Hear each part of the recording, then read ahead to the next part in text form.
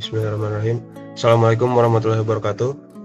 Sebelumnya perkenalkan, saya Nicholas Arya Rasendria dari kelas TF 4903 dengan NIM 1010425300005. Di sini saya akan menjelaskan tentang dilema sang arsitek muda, tugas besar atau UTS agama Islam. Kita masuk ke pendahuluan. Farhan merupakan seorang arsitek muda yang telah mencapai kesuksesan dalam karirnya. Namun, di balik keberhasilannya tersebut, ia merasakan kekosongan dalam hidupnya. Hal ini membuat Farhan mulai mempertanyakan tujuan hidup sebenarnya dan mencari makna yang lebih dalam melalui pendekatan spiritual. Kita masuk ke ringkasan kasus. Dalam perjalanannya sebelum menuju kesuksesan, Farhan mulai mendekatkan diri kepada Allah dengan menjalankan ibadah secara rutin seperti sholat, bersedekah. Di sisi lain, ia menghadapi dilema ketika harus mengerjakan proyek yang diragukan secara syariat.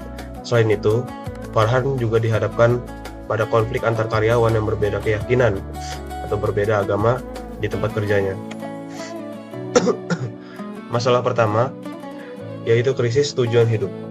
Masalah utama yang dialami Farhan adalah krisis tujuan hidup. Ia menyadari bahwa pencapaian materi dan suksesan karir tidak selalu membawa ketenangan batin. Hal ini menunjukkan bahwa manusia membutuhkan pegangan hidup yang lebih dari sekedar duniawi. Pembahasan dari masalah 1.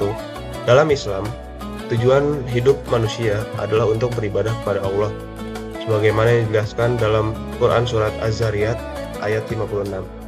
Ketenangan hati tidak dapat diperoleh dari materi, melainkan dari kedekatan dengan Allah.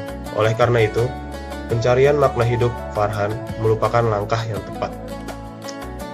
Lanjut ke masalah yang kedua, penguatan iman. Farhan mulai memperbaiki kualitas imannya dengan menjalankan ibadah wajib seperti sholat 5 waktu dan meningkatkan kepedulian sosial melalui sedekah. Hal ini menunjukkan adanya perubahan positif dalam dirinya. Pembahasan masalah 2. Dalam ajaran Islam, ibadah merupakan bentuk ketaatan kepada Allah dan menjadi sumber ketenangan jiwa. Dalam Quran Surat Ar-Ra'd ayat 28 disebutkan bahwa hati akan menjadi tenang dengan mengingat Allah. Selain itu, hadis Rasulullah juga menjelaskan bahwa Islam dibangun atas 5 pilar utama. Kita masuk ke masalah yang ketiga, dilema pekerjaan. Farhan menghadapi dilema ketika diminta untuk merancang bangunan yang fungsinya bertentangan dengan nilai Islam. Hal ini menimbulkan konflik antara tujuan pekerjaan dan prinsip agama yang dia yakini, yaitu Islam. Kita masuk ke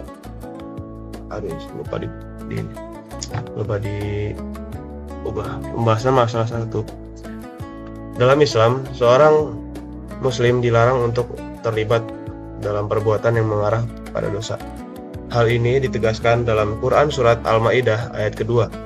Oleh karena itu, Farhan juga mempertimbangkan untuk menolak pekerjaan tersebut jika terbukti bertentangan dengan syariat. Kita masuk ke masalah yang keempat, dasar hukum Islam. Dalam menentukan sikap, Farhan berusaha mencari landasan hukum yang jelas agar keputusannya tidak bertentangan dengan ajaran Islam. Masuk ke pembahasannya. Sumber hukum dalam Islam terdiri dari Al-Quran, hadis, ijma, dan qiyas. Dengan merujuk pada sumber-sumber tersebut, seorang muslim dapat mengambil keputusan yang tepat dan sesuai dengan syariat. Langkah Farhan ini menunjukkan sikap yang bijaksana dan bertanggung jawab. Kita masuk ke masalah kelima, toleransi beragama. Farhan juga menghadapi konflik antar karyawan yang berbeda agama terkait penggunaan ruang ibadah. Hal ini menuntut sikap bijak dalam menjaga keharmonisan di lingkungan kerja. Kita masuk ke pembahasannya.